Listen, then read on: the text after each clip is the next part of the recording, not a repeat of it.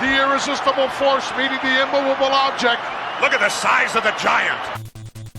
Here we have Wrestlemania on the NES. Developed by Rare and published by Acclaim in 1989, this was the first WWE game that was ever licensed to the NES, and would go on to spawn a 10-year relationship between Acclaim and the WWE. It was released just months prior to WrestleMania 5, where the Mega Powers exploded and Bobby the Brain Heenan performed the single greatest ring interference spot in the history of the WWE. And this is certainly a stellar effort for a first attempt at a WWE game. One thing that stands out about WrestleMania is its impressive roster. You've got the $1 Million Man, Ted DiBiase, Hulk Hogan, Andre the Giant, Bam Bam Bigelow, the Macho Man, Randy Savage, The cream of the crop!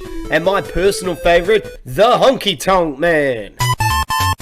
The sprites and animations for these wrestlers are a solid attempt at the real thing. They look and feel like the actual wrestlers, with Honky Tonk Man's pudgy little tummy, Macho Man's elbow smash, Bam Bam Bigelow's cartwheel, and even Andre the Giant is noticeably bigger and more sluggish than the other wrestlers. His attacks also do more damage, and he can only be body slammed by one of the wrestlers in the game, and I wonder which wrestler that might be. Now the soundtrack for the game is also impressive, with each wrestler's music looping in the background, which makes smashing your opponent that much more satisfying when you hear your music. Especially Andre the Giant, who gets over to the tune of Stand Back, which was sung by Vincent McMahon himself.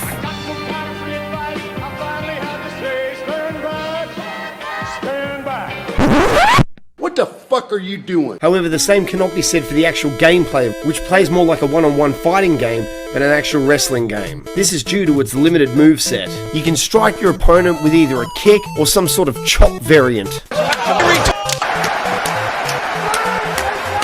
It's just a shame that you'd be chasing your opponent around the ring most of the time to be able to do it. You can also body slam your opponent, which is near enough impossible, and don't even get me started on jumping off the top rope. Now apparently you push the B button walking towards a turnbuckle, but actually smashing one of your friends with an elbow drop was a different story. Stop there, the elbow! He got it! There are two game modes to choose from. One is your standard exhibition match, and the other one is a round-robin tournament, which made the game very enjoyable when you had your friends around, and there could be no question as to who was the best kid in the room when this screen popped up.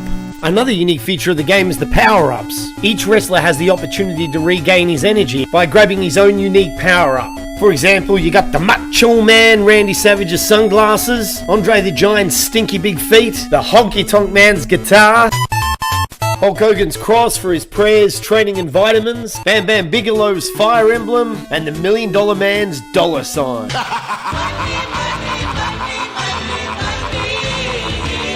The money went flying, it's flying again! Despite its obvious flaws, this was a solid attempt for a first effort at a WWE game. And with such a solid roster, you could relive some of the great matches with your friends, as this game is hands down better as a two-player game. Another game that was fantastic as a two-player is the video you see on your screen right now. Make sure to click on it and check out the review. And for you wrestling fans out there, make sure to check out the untold love story between Hulk Hogan and Macho Man right here. And for more retro gaming content, make sure you hit the subscribe button.